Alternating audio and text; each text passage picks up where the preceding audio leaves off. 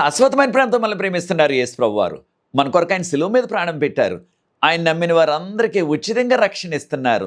ఆ ప్రేమ గల యేసు ప్రభువారు త్వరలో వస్తున్నారు రెండోసారి లోకానికి. ఆయన నమ్మిన వారందరినీ కూడా పరలోకం తీసుకువెళ్తారు.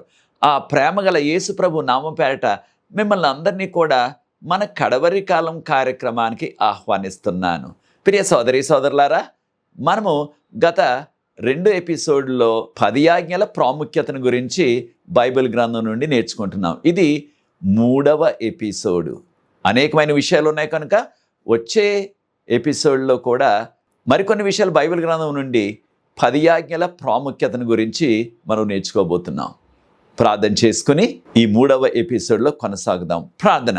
పరిశుద్ధ ప్రేమ గల మా తండ్రి, మీకు స్తుతులు స్తోత్రాలు వందనాలు చెల్లిస్తున్నాం. మమ్మల్ని, మా కుటుంబాన్ని, మా సంఘాన్ని మీరు ప్రేమించి 10 ఆజ్ఞల ప్రాముఖ్యతను బైబిల్ గ్రంథం నుండి నేర్చుకునే కృపను మాకు అనుగ్రహిస్తున్నారు. వందనాలు చెల్లిస్తున్నాం.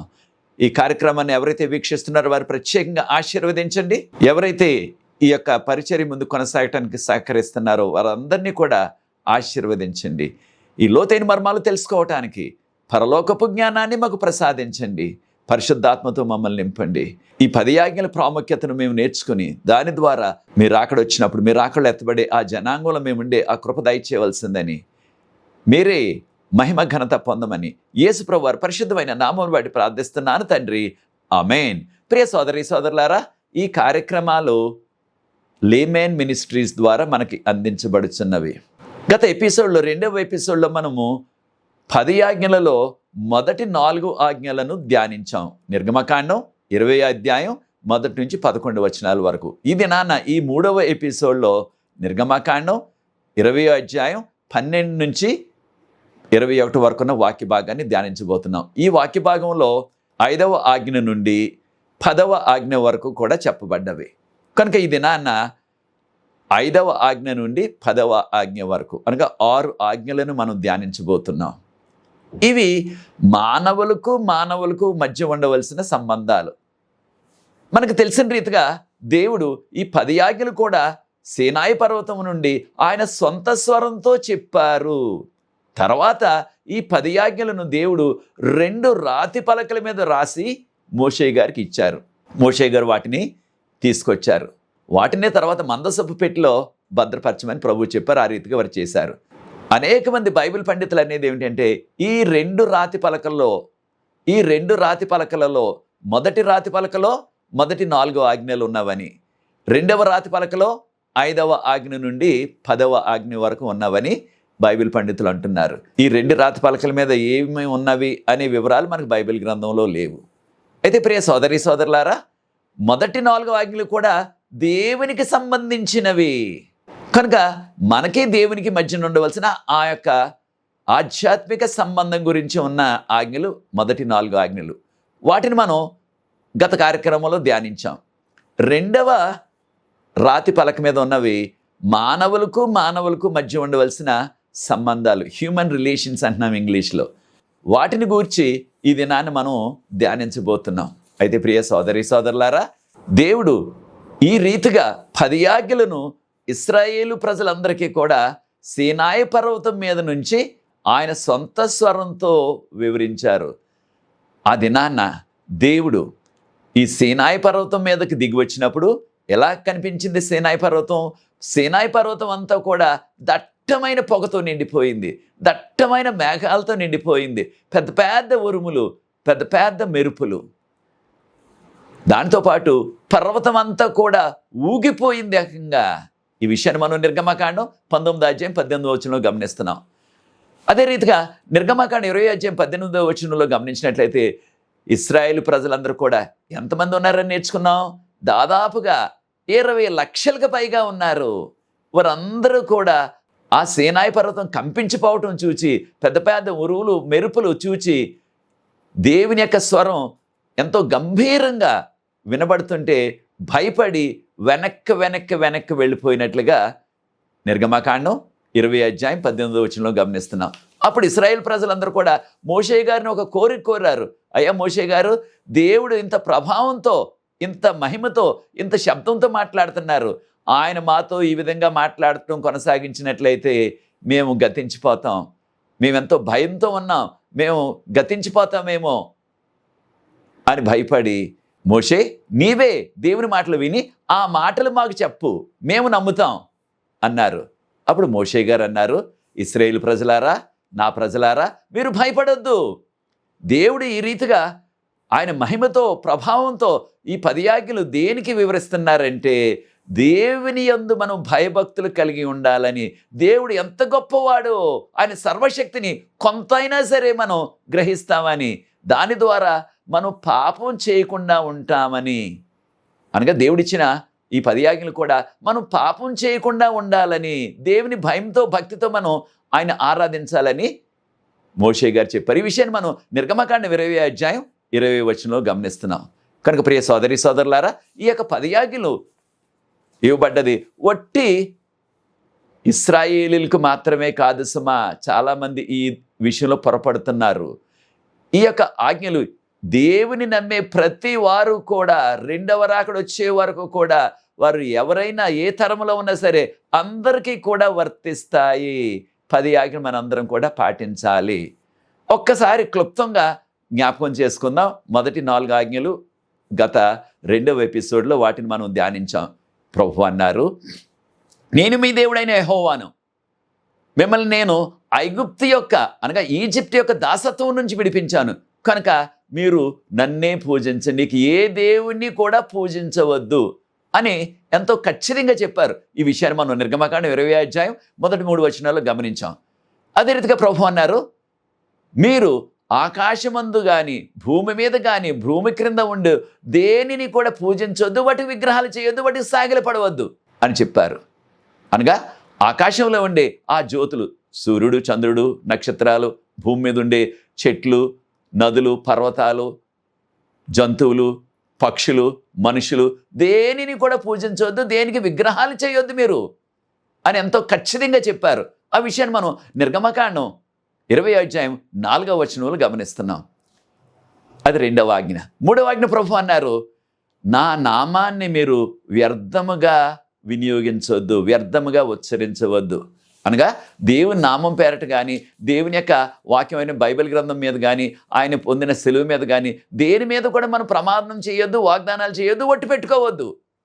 మనం చేసిన పొరపాట్లను తప్పించుకోవడానికి దేవుని మీద ఒట్టేసి చెప్తాను, దేవుని మీద ప్రమాణం చేసి చెప్తున్నాను, బైబిల్ గ్రంథం మీద ప్రమాణం చేసి చెప్తాను అనేవారు చాలామంది అక్కడక్కడ ఉంటున్నారు విశ్వాసులు. అది మనం చేయకూడదు. దేవుని యొక్క నామాన్ని వ్యర్థంగా ఉచ్చరించవద్దు అని ప్రభు చెప్పారు. 3వ ఆజ్ఞ, దేవుని నామాన్ని వ్యర్థంగా ఉచ్చరించవద్దు అనే విషయాన్ని మనం నిర్గమకాండం 20వ అధ్యాయం 7వ వచనంలో గమనిస్తున్నాం. 4వ ఆజ్ఞ ప్రభు అన్నారు, విశ్రాంతి దినమును పరిశుద్ధంగా ఆచరించుటకు జ్ఞాపకం ఉంచుకొనుము. నిర్గమకాండం 20వ అధ్యాయం 8 నుంచి 11 వరకు ఎంతో విపులంగా చెప్పారు. ఆ విశ్రాంతి దినం ఎప్పుడో కూడా చెప్పారు. నిర్గమకాండం 20వ అధ్యాయం 9వ వచనంలో 6 దినాలు కూడా నువ్వు కష్టపడి పని చేయి, 7వ దినం దేవునికి విశ్రాంతి దినము అని చెప్పారు. నిర్గమకాండం 20వ అధ్యాయం 10వ వచనంలో ప్రభు అన్నారు, 7వ దినము విశ్రాంతి దినము, అనగా వారంలో 7వ దినం విశ్రాంతి దినము, కనుక దానిలో నీవు కానీ, నీ యొక్క కుమారుడు కానీ, కుమార్తె కానీ, నీ దాసి కానీ, దాసుడు కానీ, నీ యొక్క పశువులు కానీ ఏ పని చెయ్యవద్దు. దేవునికి మనం అనగా విశ్రాంతి దినం అనగా ఆరాధన దినం అని ప్రభు ఎంతో ఖచ్చితంగా చెప్పారు. నిర్గమకాండం 20వ అధ్యాయం 10వ వచనం. చాలా విచారం ఏంటంటే, ఈ కడవరకాల చివరి దినాల సాతాను ఈ వారాలను కూడా మార్చేశాడు. అనేక మంది మనుషులను తన యొక్క ఏజెంట్లుగా వాడుకొని ఈ రోజుల్లో చాలా క్యాలెండర్లో సోమవారం 1, మంగళవారం 2 అని మొదలు పెడతారు. అయితే మనం ఇంకా మన యొక్క భాషలో మన క్యాలెండర్లో ఆదివారం 1, సోమవారం 2 అలాగా లెక్క వేసుకుంటే వెళ్తే 7వ దినం శనివారం, దాన్నే మనం బైబిల్ గ్రంథం విశ్రాంతి దినం అని చెప్తుంది. కనుక ప్రియ సోదరి సోదరులారా, సాతాను ఎంత కుయుక్తితో చూడండి, ఆ దినాలను కూడా మార్చేశాడు అప్పుడే. అయితే ప్రభువారు అన్నారు, దేవుడు సమస్తాన్ని కూడా 6 దినాల్లో సృష్టించారు, 7వ దినాన్ని విశ్రమించారు, విశ్రాంతి దినాన్ని పరిశుద్ధపరిచారు, ఆయన దీవించారు అని చెప్పబడ్డది నిర్గమకాండం 20వ అధ్యాయం 11వ వచనంలో. వీటిని మనం ధ్యానించాం గత ఎపిసోడ్లో. ఇది నాన్న 5వ ఆజ్ఞ, తల్లిదండ్రులను సన్మానించుము, నీకు దీర్ఘాయుషు కలగటానికి, నీవు భూమి మీద అనేక దినాలు ఎక్కువ కాలం జీవించడానికి తల్లిదండ్రులను సన్మానించుము. మనందరికీ తెలిసిన రీతిగా యోసేపు గారు ఆయన అమ్మబడినప్పటికీ ఆ ఐగుప్తులో, ఆ ఈజిప్ట్లో దేవుడు ఆయన విశ్వాసి కనుక ఆయన ప్రధానమంత్రి చేసేశాడు. తన యొక్క తండ్రిని, తన యొక్క తోబుట్టువులందరినీ కూడా ఆయన తోబుట్టువుల మీద ఏ విధమైన కక్ష తీర్చుకోకుండా వారందరూ కూడా ఈజిప్ట్కి గోషానికి తీసుకువెళ్ళినప్పుడు వారు వచ్చినప్పుడు యోసేపు గారు తండ్రి మీద ఎంత ప్రేమ ఎంత అభిమానం ఉన్నదో చూడండి. వెంటనే రథం వేసుకుని వెళ్ళిపోయి తండ్రి యొక్క మెడ మీద ఎంతోసేపు దుఃఖించాడని చెప్పబడ్డది ఆదికాండం 46:29 అంతటితో ఆగిపోకుండా యోసేపు గారు ఏం చేశారో చూడండి. తన యొక్క తండ్రి మీద ఎంత అభిమానమో ఎంత ప్రేమో చూడండి. ఆ యొక్క తండ్రి అయిన యాకోబు గారిని రాజుగారి దగ్గరికి, ఈజిప్ట్ రాజు ఫరో అంటున్నారు ఆయన్ని, ఈజిప్ట్ రాజు గారు ఆయన్నే ఫరో అని కూడా అంటారు. ఆ ఫరో రాజు గారి దగ్గరికి తీసుకువెళ్ళారు ఏకంగా తండ్రిని చూపించడానికి. యోసేపు గారు నేను ప్రధానమంత్రిని, మా తండ్రికి విద్య లేదు, ఆయన వృద్ధాప్యంలో ఉన్నాడు, ఆయన ఒక గొర్రెల కాపరి, ఆయన రాజుగారి దగ్గరికి ఎలా తీసుకెళ్ళాలా అంత ముసలాయన్ని అనుకోలేదు సుమా. తండ్రి అంటే ఎంత గౌరవమో చూడండి. రాజుగారి దగ్గరికి తీసుకెళ్ళి ఆ ఫరో రాజుగారికి పరిచయం చేశాడు తన తండ్రిని. అంటే ఎంత ఉన్నత స్థితిలో వచ్చినప్పటికీ, ప్రధానమంత్రి అయిపోయినప్పటికీ తన యొక్క తండ్రి మీద ప్రేమ పోలేదు. అప్పటికి తల్లి లేదు, తండ్రి మీద అంత అభిమానం ప్రేమ. ఈ యొక్క ఆధ్యాత్మిక సత్యాన్ని మనం కూడా నేర్చుకోవాలి. ప్రియ సోదరి సోదరుడా, నువ్వెంత ఉన్నత స్థితిలో ఉన్నప్పటికీ ఆ ఉన్నత స్థితిలో ఉండటానికి కారకులు నీ తల్లి తండ్రి. వారిని గౌరవిస్తున్నావా? వారిని సన్మానిస్తున్నావా? వారికి తగిన స్థానాన్ని ఇస్తున్నావా నీ జీవితంలో? ఆదికాండం 47:7 యోసేపు గారు తన తండ్రి యాకోబు గారిని ఫరో రాజు దగ్గర తీసుకొచ్చినప్పుడు యాకోబు గారు రాజుగారిని దీవించారు. రాజుగారిని దీవించారని చెప్పబడ్డది. అప్పటికి ఆయనకు 130 సంవత్సరాలు. కనుక మనం కూడా మన తల్లిదండ్రులను మనం గౌరవించాలా, సన్మానించాలా. అదే రీతిగా రూతు మోయాబీయురాలు, తన భర్త చనిపోయాడు, అయినప్పటికీ ఆ యొక్క భర్త యొక్క తల్లి అత్తగారి మీద ఎంత మక్కువ, ఎంత ప్రేమ చూడండి. తనతో పాటు వచ్చేసింది బెత్లెహేముకి. నీ దేవుడే నా దేవుడు, నీ ప్రజలే నా ప్రజలు, నువ్వు ఎక్కడ చనిపోతే నేను అక్కడే చనిపోతాను అన్నది. తన యొక్క అత్తగారిని పోషించడానికి వెళ్ళి పరగ వేరుకొని రోజంతా కష్టపడి ఆ యొక్క ధాన్యం, అదే బార్లీ, పరగ వేరుకొని ఆ బార్లీ గింజల్ని చక్కగా దొల్లగొట్టుకుని వాటిని మోసుకుని ఇంటికి తీసుకొచ్చి నయోమి జీవితకాలం అంతా కూడా ఎంతో చక్కగా తల్లి కంటే కూడా ఎక్కువగా ప్రేమించి ఆదరించి పోషించింది. ప్రియ సోదరి సోదరులారా, మీ యొక్క అత్తమామలు కూడా మీరు అలా చూసుకుంటున్నారా? ముఖ్యంగా ప్రియ సోదరిలాగా, ప్రియ యవన బిడ్డలారా, స్త్రీలారా, మీ యొక్క అత్తమామలను కూడా ప్రేమతో చూసుకుంటున్నారా? వారికి కావాల్సిన సదుపాయాలు చేస్తున్నారా? ఖచ్చితంగా ఈ విషయంలో వెనుకాడవద్దు. అదే రీతిగా దావీదు గారు తన యొక్క తల్లిని తండ్రిని కూడా తీసుకువెళ్ళి ఆ మోయాబు రాజు దగ్గర పెట్టారు. కారణం ఏంటంటే ఒకవేళ ఆయన మీద ఉన్న వ్యతిరేకత వలన ఆ సౌలు రాజు తన తల్లిదండ్రులు కూడా సంహరించేస్తాడేమో, వారు కీడు చేస్తాడేమో అని తీసుకువెళ్ళి మోయాబు రాజు దగ్గర పెట్టేశాడు ఏకంగా. ఈ విషయాన్ని మనం 1 సమూయేలు గ్రంథం 22:3-4 చదువుతున్నాం. అనగా ఎంతటి ప్రేమో చూడండి తల్లిదండ్రుల మీద. యేసుప్రభు వారు కూడా శిలువ మీద చనిపోతూ కూడా ఏమన్నారు? తన యొక్క తల్లి అక్కడే నిలబడి ఉన్నది. యోహాను గారు, శిష్యుడైన యోహాను గారు అక్కడే నిలబడి ఉన్నారు. యోహాను పిలిచి ఈ క్షణం నుంచి, ఈ దినం నుంచి ఈమెను నువ్వు చూచుకో అన్నారు. ఈ విషయాన్ని యోహాను సువార్త 19:27 ఆయన కానీ చనిపోతూ కూడా తల్లి ఎడల ఎంతటి బాధ్యత కలిగి ఉన్నారో చూడండి. కనుకని 5వ ఆజ్ఞ చాలా ప్రాముఖ్యమైనది. ఇది మనందరికీ కూడా వర్తిస్తుంది. ఇది విశ్వాసులైన విశ్వాసులు కాకపోయినప్పటికీ తల్లిని తండ్రిని గౌరవించాలా. అయితే ఈ విషయాన్ని నిర్గమకాండం 20:12 నీవు ఈ లోకంలో దీర్ఘాయుషవంతుడు అగినట్లు, అనేక దినాలు జీవించినట్లు, అంటే ఎక్కువ కాలం జీవించడానికి తల్లిని తండ్రిని సన్మానించుము అన్నారు. కనుక ప్రియ సోదరి సోదరులారా, మన యొక్క తల్లిదండ్రులను వారు మనం ఆదుకోనాలా, పోషించాలా. ప్రాముఖ్యంగా వారి యొక్క వృద్ధాప్యం వచ్చినప్పుడు మనకున్న ఉరుకులు పరుగుల జీవితం, ఈ యొక్క ఆధునిక జీవితంలో అనేక మంది మనము ఎక్కడో దూర ప్రాంతాల్లో ఉద్యోగాలు చేసుకుంటున్నాం. లేకపోయినట్లయితే మనకి జీవితాలు గడవు. అయినప్పటికీ ఆ తల్లిదండ్రులు ఏమో పెద్ద వయసులో మేము అంత దూరం రాలేము, అక్కడ ఉండలేము అంటారు. అయితే వారికి తగిన ఏర్పాటు, వారికి ఉండటానికి వసతి, తినటానికి ఆహారం, వారికి పరిచర్య చేయటానికి ఖచ్చితంగా ఏర్పాట్లు కుమారులుగా కుమార్తెలుగా మన తల్లిదండ్రుల పట్ల మనం చేయాలి. చాలా విచారం ఏంటంటే ఈ దినాల్లో ఇప్పుడు మదర్స్ డే అని, తల్లుల దినం అని, ఫాదర్స్ డే అని, తండ్రుల దినం అని సంవత్సరానికి ఒకసారి పెట్టేశారు. చాలామంది ఏం చేస్తున్నారు, ఆ యొక్క తల్లుల దినాన వారు ఎక్కడున్నా సరే, ప్రాముఖ్యంగా పాశ్చాత్య దేశాల్లో విమానం టికెట్ కూడా పెట్టుకుని వచ్చేసి తల్లితో ఆ దినమంతా గడిపి చక్కని వస్త్రాలు, చక్కని క్రొత్త దుస్తులు కొని ఆ దినాన వారిని ఎక్కడో మంచి పెద్ద ఖరీదైన మంచి హోటల్కి తీసుకువెళ్ళి దినమంతా చక్కగా గడుపుతున్నారు. మరలా సాయంత్రం వెళ్ళిపోతున్నారు.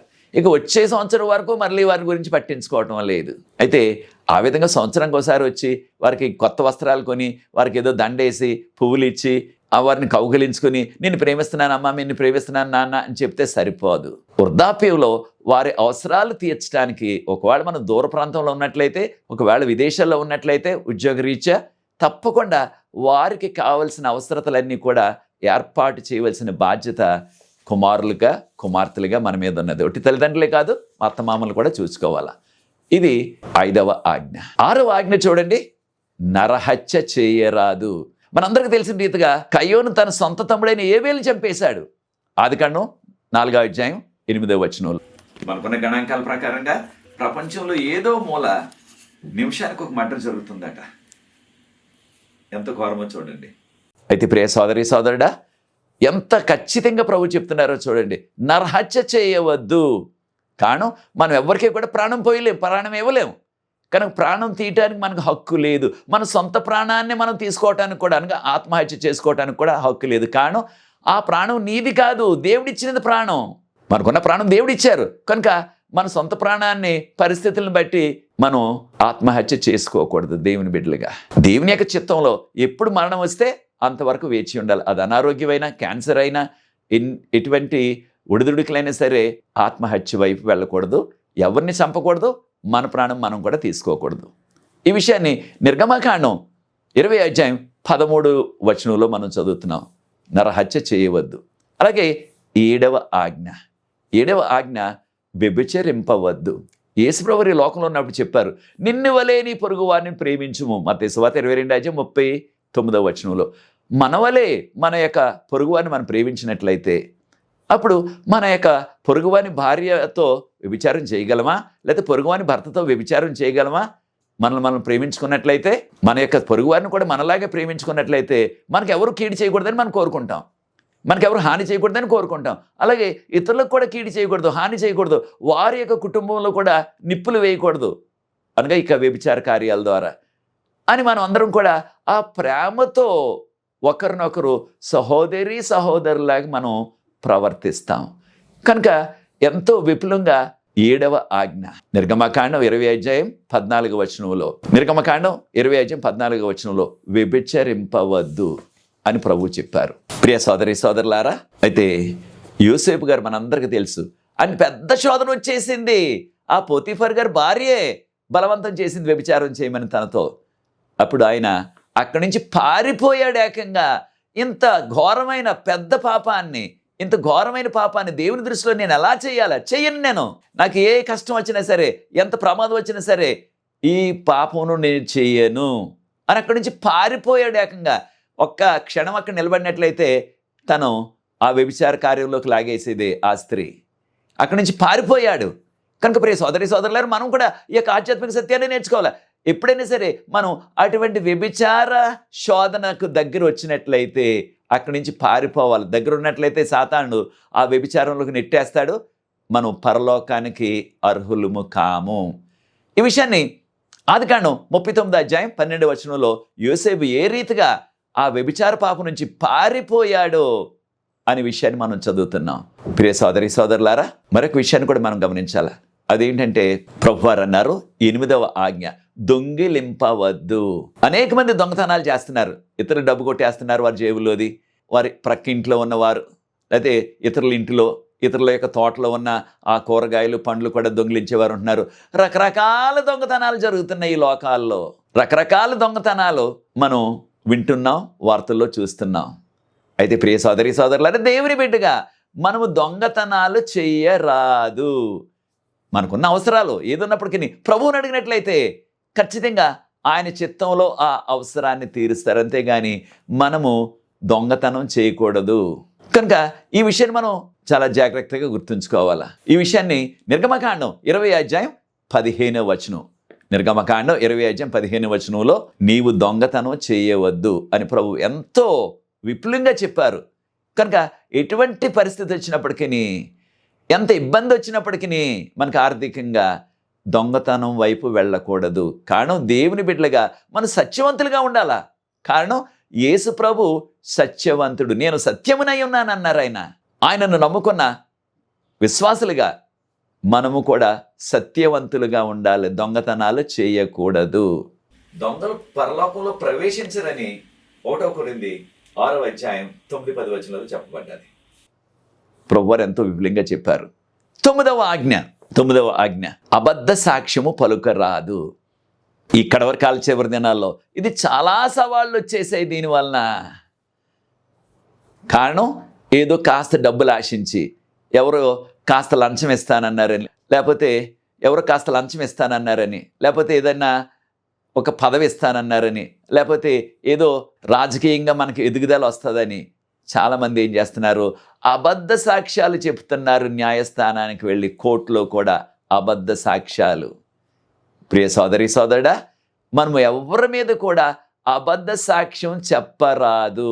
వారు ఎంత డబ్బు ఇస్తానన్నా, ఎంత పెద్ద పదవి ఇస్తానన్నా, ఎంత మనకు సహకరిస్తానన్నా, ఒక భూమి ఇస్తానన్నా సరే అబద్ధ సాక్ష్యము చెప్పరాదు. కారణం దేవుడు సత్యవంతుడు. ఆయన సత్యాన్నే పలుకుతారు. దేవుని బిడ్డలుగా మనం ఈ లోకంలో అటువంటి సత్యాన్నే పలకాల. ప్రభువు అన్నారు, నేనే మార్గమును సత్యమును జీవమునై ఉన్నానన్నారు. కనుక మనం కూడా ఆ సత్యాన్నే పాటించాలా. కనుక ఏ రీతిగా కూడా ఏ విషయంలో కూడా అబద్ధ సాక్ష్యాన్ని మనం పలకరాదు. ప్రియ సోదరి సోదరులారా, చాలా సందర్భాల్లో న్యాయస్థానాలు ఒక రకంగా ఆ బోన్లో నిలబడి వాగ్దానం చేస్తారేమని, నేను చెప్పేదంతా కూడా సత్యమే, సత్యం తప్ప ఇంక నేను సత్యాన్ని తప్ప ఇంక దేనిని నేను చెప్పను అని వాగ్దానం చేసి ప్రతి సందర్భంలో కూడా ఏం చేస్తారు, వారు నమ్ముకుంటున్న ఆ మత గ్రంథాన్ని చేతిలో పట్టుకుని ఆ మత గ్రంథంతో అప్పుడు ఈ విధంగా బోన్లో వాగ్దానం చేస్తారన్నమాట, చెప్తారనమాట. నేను చెప్పేదంతా సత్యమే, దీనిలో ఏ విధమైన అబద్ధం లేదు అన్నట్లుగా అంత మత గ్రంథాన్ని కూడా చేత్తో పట్టుకుని వారు అబద్ధాలు చెప్పేస్తున్నారు. కారణం దాని ద్వారా కొంత మనకు లబ్ధి కలుగుతుందని, లేకపోతే దాని ద్వారా మనకి మన యొక్క తోటి వారికి మేలు కలుగుతుందని అబద్ధాలు చెప్తున్నారు. ప్రియ సోదరి సోదరుడా, నీకు కూడా అటువంటి అనుభవం ఎప్పుడైనా కలిగిందా? నేను ఎవరైనా సరే ఈ రీతిగా వారికి అనుకూలంగా వారికి ఉపకరించేలాగా అబద్ధం సాక్ష్యం చెప్పమన్నారా? చాలా సందర్భాల్లో ఆ యొక్క జరిగిన వాస్తవాన్ని వారు మరుగుపరచడానికి, ఆ వాస్తవాన్ని తారుమారు చేసేయటానికి, ఆ జరిగిన ఆ సంఘటన అది ఒక హత్య అయినప్పటికీ లేక ఒక దొంగతనం అయినప్పటికీ ఆ సాక్ష్యాలు తారుమారు చేసేయటానికి వారు బలమైన సాక్షులు, అనగా సత్యం చెప్పేవారు కాదు సుమా, అబద్ధ సాక్ష్యాలు చెప్పేవారిని తీసుకొస్తారు. వారేమో ఏం చెప్పాలో కూడా వారికి నేర్పించి పంపిస్తారు. మనందరికీ తెలిసిన రీతిగా యేసు ప్రభువును సిలువేసినప్పుడు కూడా ఆయన మీద అబద్ధ సాక్ష్యాలు చెప్పడానికి ఆనాటి మత నాయకులే తీసుకొచ్చారు. అబద్ధ సాక్ష్యాలు చెప్పించమని అబద్ధ సాక్ష్యాలు చెప్పారు. చూచారా ప్రియ దేవుని బిడ్డలారా? కనుక మనము దేవుని బిడ్డలుగా అబద్ధ సాక్ష్యాలు చెప్పరాదు. ఉన్నది ఉన్నట్టుగా చెప్దాం. ఒకవేళ అవసరమై కోర్టుకు వెళ్ళాలంటే ఉన్నది ఉన్నట్టుగా నీకు తెలిసిన విషయం లేదా నువ్వు చూసిన విషయం చెప్పాలంతే కానీ దాన్ని ఏదో ఒక లబ్ధి ఆశించి ఇతరుల నుంచి లేకపోతే ఆ రాజకీయ అండదండల కొరకు మనము ఉన్నదానిని మార్చరాదు. ఏది జరిగితే అదే చెప్పాల. కనుక అబద్ధ సాక్ష్యాన్ని చెప్పరాదు. ఇది ప్రభువారు ఎంతో విపులంగా మనకు చెప్పారు. ఈ విషయాన్ని మనం నిర్గమకాండం 20:16 నిర్గమకాండం 20:16 అబద్ధ సాక్ష్యం నువ్వు చెప్పరాదు అని ప్రభు ఎంతో విపులంగా చెప్పారు. 10వ ఆజ్ఞ, చివరి ఆజ్ఞ చూడండి, ప్రభువారు ఎంత విపులంగా చెప్పారో చూడండి. 10వ ఆజ్ఞ, నీ పొరుగువాని యొక్క ఇల్లునైనను, పొరుగువాని ఇల్లు లేక పొరుగువాని భార్యను కానీ లేక పొరుగువాని దాసిని కానీ దాసుని కానీ, అనగా ఇంగ్లీష్లో మేల్ సర్వెంట్ ఫీమేల్ సర్వెంట్ అంటున్నాం, వారిని కూడా ఆశించవద్దు. నీ పొరుగువాని యొక్క పశువులు, ఎద్దును కానీ గాడిదను కానీ, పూర్వకాలంలో వారు వ్యవసాయానికి వాడేది ఎద్దులు గాడిదలు. ఎంతో ఉపయోగమైన ఆ యొక్క జంతువులు. వాటిని కూడా ఆశించవద్దు. నీ పొరుగువాని దగ్గర దేనిని నువ్వు ఆశించవద్దు. మన పొరుగువానికి చెందినది ఏది కూడా ఆశించవద్దు. చిన్న పూచిక పుల్ల కూడా, లేకపోతే చిన్న ఆకును కూడా ఆశించొద్దు. దేనిని ఆశించొద్దు. ఒకవేళ అవసరమైనట్లయితే, నీకు లేకపోయినట్లయితే వారిని అడిగి తీసుకుందాం. ఉదాహరణకు గ్రామాల్లో మనం కూర వండుకోవడానికి కరివేపాకు కావాలా, అయితే కొన్ని కాస్త కొత్తిమీర కావాలా. అప్పుడు మన దగ్గర లేదనుకోండి, వారి దగ్గర ఉంటే మనము వారి అనుమతి లేకుండా దొంగిలించకూడదు. వారి అనుమతి లేకుండా తీసుకున్నట్లయితే అది దొంగతనం. వారి యొక్క అనుమతితో నాకు కొంచెం కావాలా అని తీసుకున్నట్లయితే అది ఏ విధమైన పొరపాటు కాదు. కనుక మనం ఖచ్చితంగా ఒకవేళ మన పొరుగువానిది ఏదైనా తీసుకోవాలంటే వారి అనుమతితో అది ఏదైనా సరే, వారి కూరగాయలైనా, వారి పండ్లైనా, వారికి ఉన్న ఆ యొక్క కరివేపాకైనా ఏదైనా సరే వారి అనుమతితో తీసుకుంటే అది మంచిది. వారి అనుమతి లేకుండా తీసుకున్నట్లయితే అది మంచిది కాదు, అది దొంగతనం. కనుక ప్రియ సోదరి సోదరులారా, పొరుగువాని దగ్గర దేనిని ఆశించవద్దు. మనము విశ్వాసులుగా మనకి ఏది కావాల్సినప్పటికీ ప్రభువుని అడుగుదాం. మనకు అనుగ్రహించేవారు ప్రభువు ఉన్నారు. మనకు లేకపోయినట్లయితే ప్రభువుని అడిగినట్లయితే ప్రభువే ఇస్తారు. అంతేకాని పొరుగువాని దగ్గర దేనిని ఆశించవద్దు అని ప్రభువు చెప్పారు. నిర్గమకాండం 20:17 ఈ విషయాన్ని మనం గమనిస్తున్నాం. కనుక ప్రియ సోదరి సోదరులారా, చూచారు ఈ యొక్క 10 ఆజ్ఞలు కూడా. ఈ 10 ఆజ్ఞలు కూడా ప్రాముఖ్యంగా 5వ ఆజ్ఞ నుండి 10వ ఆజ్ఞ వరకు ఉన్న 6 ఆజ్ఞలు. ఇవన్నీ కూడా మానవులకు ఉండే సంబంధాలు, మానవులకు మధ్య ఉండే సంబంధాలు. దీన్నే ఇంగ్లీష్లో హ్యూమన్ రిలేషన్షిప్ అంటున్నాం. మనం ప్రపంచంలో ఎక్కడికి వెళ్ళినప్పటికీ వారు విశ్వాసులు కాకపోయినప్పటికీ ఖచ్చితంగా ఈ యొక్క మానవ విలువలు మనం ఆ సమాజాల్లో చూస్తుంటాం. తల్లిదండ్రులను గౌరవించొద్దు అని ఏ సమాజం చెప్పదు, ఏ మతము చెప్పదు. అలాగే నరహత్య చేయమని, వ్యభిచరించమని, దొంగతనం చేయమని, అబద్ధ సాక్ష్యం చెప్పమని, పొరుగువానిది ఏదైనా సరే నువ్వు తీసేసుకోమని ఏ సమాజం చెప్పదు, ఏ మతము చెప్పదు. అనగా దేవుడిచ్చిన ఈ యొక్క ఆఖరు 6 ఆజ్ఞలు, 10 ఆజ్ఞలో 5వ ఆజ్ఞ నుంచి 10వ ఆజ్ఞ వరకు ఉన్న ఈ ఆజ్ఞలు ఇక ప్రపంచం అంతట్లో కూడా ప్రబలి ఉన్నవి. ప్రపంచం అంతట్లో కూడా మనకు కనిపిస్తవి. వారు విశ్వాసాలు కాకపోయినా సరే, వారు బైబిల్ గ్రంథాన్ని పట్టించుకోకపోయినా సరే, ఈ విలువలు మాత్రం మానవ సమాజాల్లో మనకు కనిపిస్తున్నాయి. కారణం దేవుడు పెట్టినవి ఇవి. కనుక ప్రియ దేవుని బిడ్డలారా, మనము వీటిని కూడా పాటిస్తూ 10 ఆజ్ఞలు పాటిస్తూ దేవునికి మనం ఇష్టలుగా మనం జీవించాలా. కారణం ప్రభువారు ఈ యొక్క 10 ఆజ్ఞలు ఇచ్చారు. 10 ఆజ్ఞల ద్వారా మనం పొందే ఆ దీవెన ఒక్కసారి గమనించండి. నిర్గమకాండం 20:6 నిర్గమకాండం 20:6 గమనించినట్లయితే ప్రభువారు అన్నారు, ఈ 10 ఆజ్ఞలు ఎవరైతే పాటిస్తారో వారిని ప్రభు అన్నారు, నేను 1000 తరాల వరకు వారిని కనికరిస్తాను, వారిని ఆశీర్వదిస్తాను అంటున్నారు.